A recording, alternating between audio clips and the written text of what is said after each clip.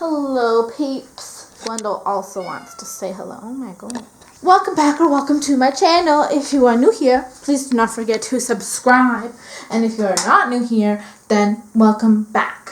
We are doing some festive things today. We are doing what all the basic people are doing, and we're tie-dyeing! So I am not using a real kit. I'm doing like the poor girls version, and I'm using food coloring because it's way cheaper, and it just uses stuff that's around the house. So I did go out and buy new food coloring because typically I think we have a little bit of green food coloring. That's it. But I mean, if you're an avid baker, then you probably do have food coloring. So please ignore my look. I look like a homeless woman. But yeah, it was like $2 for the food coloring, and then you need some white vinegar to soak the clothes in, and that's it. It's like a $3 project. So I am going to be tie-dyeing. I have 2 sweaters. One of them is that one that's already kind of pre-tie-dyed.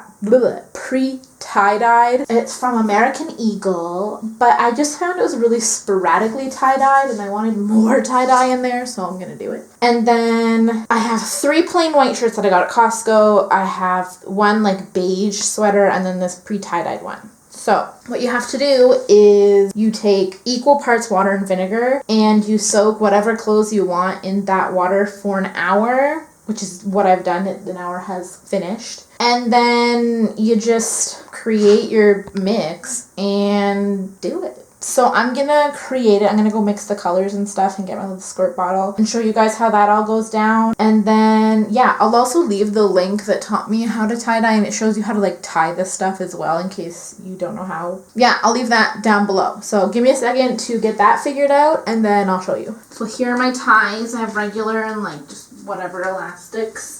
So according to my neon, I'll need 4 green and 2 pink. So let's open up one of these boxes. Okay, here's my orange dye. Here's my whining cat. Yep, that's my goal. And we're gonna just dip it. We're gonna see how that goes. I hope you guys don't fall over.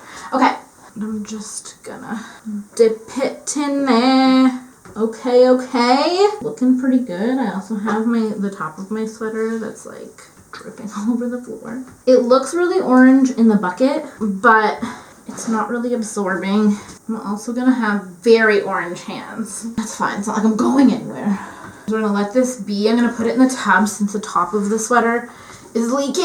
We're gonna let it soak for a little bit, and then we're gonna move on to the other ones. I'm gonna wash my hands so I don't get orange residue. We're gonna move along to my other blue sweater. This one's just dyed like this.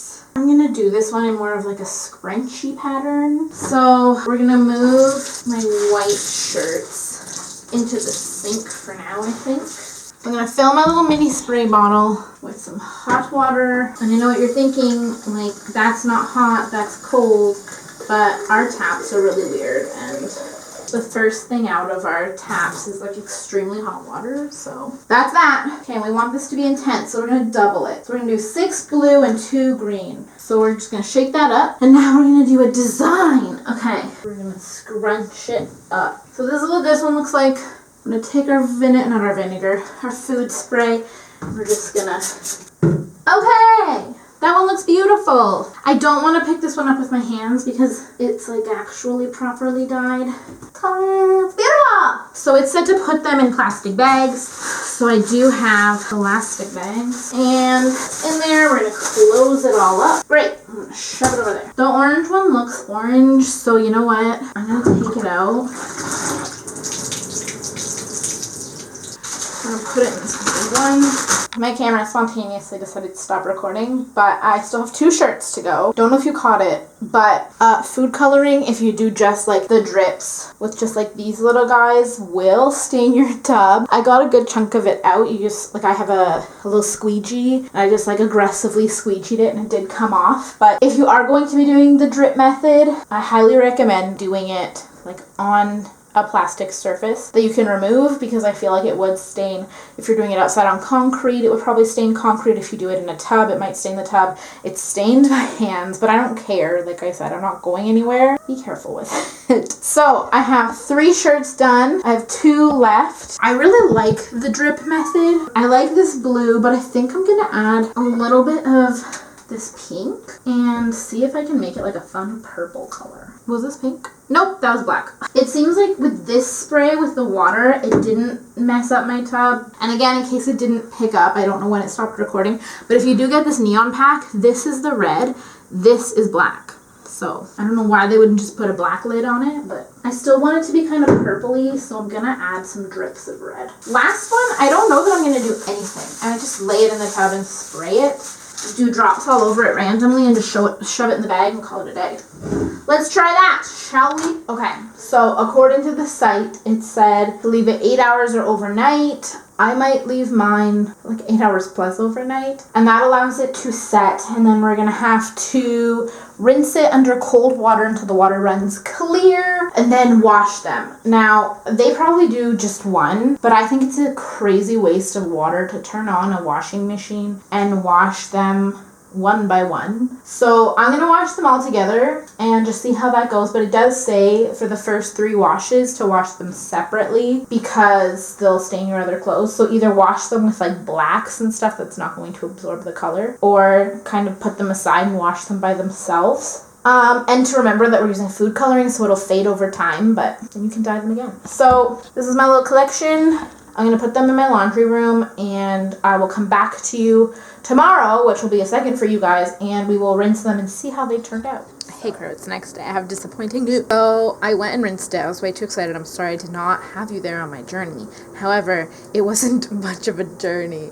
So I took everything out of their bags one by one. I threw them in the tub and I ran them under some water, cold water specifically, to keep the color. And the sweaters didn't, like, they're sweaters. I don't know what I was expecting. But they clearly did not have enough dye on them. And I think they were the ones I just kind of sprayed. And the other one I dunked. But there wasn't enough color, so it didn't really stick. It did a little bit, but not a lot. The t-shirts looked amazing until I put them in the water. And that's when I realized you need cotton. So I don't know if I showed it, but the shirts I were using were like these sport shirts. I think I mentioned that they were made out of some kind of yarn. So as soon as they hit the water, 99% of the color just came off of them. One of them, the one that I think I mentioned, looked like I was putting like blood splatter all over. I think that one held some of the red. But the really cool like green and blue one, I think it was the last one I did, all the color came out. The random one, all the color came out. So I threw them in the wash. Anyways, obviously they have to be washed. But I left a little bit of the color on each of the shirts that was like leaking, so that hopefully maybe some of it would transfer onto the sweaters. And we'll just see how it goes. I immediately went into my own collection again, looking for shirts that I could tie-dye. I had 2 that were white cotton, and we're gonna test that first. And then if they turn out, maybe I'll go pick up some cotton shirts. So we'll see. I'll still show you guys the end results of the first round, and then I'm gonna do the same thing for the other 2 t-shirts. So I will show you them as well. We'll do a little side by side. So until that's all done, but heads up, use cotton. Don't use just anything because it won't work. Okay, cool. I'll see you in a minute. They are complete. We have a very wide range, so let's go through them. So I've done a couple different ways. So this one, and this one were the ones that were done dry. I don't know if it's picking up on camera. You can kind of see a little blue there, but a lot still washed out of the yarn ones. So these ones were dry. I didn't soak them or anything after. I just dripped.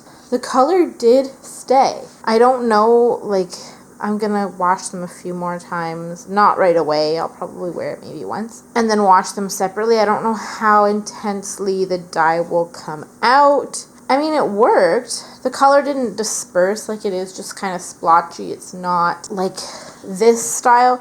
This one's the one that was already pre-tie-dyed with this stuff, but all of these polka dots are the new ones. But it did work pretty well. It did stain all of them with like the pink color. I realized the color that I said was black was actually purple, but I think that one's the one that stays and transfers the most. That seemed to work pretty well. However, this was the first round. It's if you hold it up against the light, it's slightly pink, but otherwise it's completely washed off. Both of the sweaters were completely washed off with the first round that I did. So the dry round worked best for those three compared to the soaking in vinegar. However, this one I soaked in the vinegar, tie-dyed, and put it in the freezer. And it probably turned out the best, like just in terms of color and like tie-dye effect. So I don't know. There's one more that I did like this style with being frozen.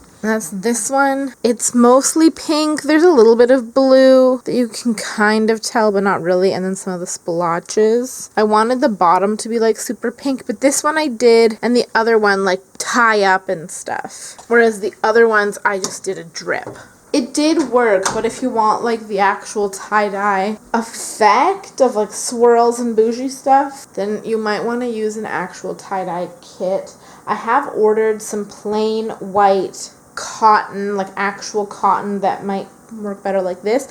I also was reading the packaging of my tie-dye, and there's a section about how to tie-dye eggs, and I didn't read it very carefully the first time I did it, but it basically says that if you use vinegar, boiling water, and then mix the colors, that'll stain eggs. Close or not eggs, but it is something I'm intrigued by. So when I get the sweaters or the t-shirts in the mail, I might try to do one of them with the boiling water trick and see how it works. And I'll let you guys know when that happens. I'll probably do another update, but that won't be for at least another week. So yeah, we'll see, but that's my quick update. This is it for now. So hope you enjoyed my tutorial on how to tie-dye and how not to tie-dye.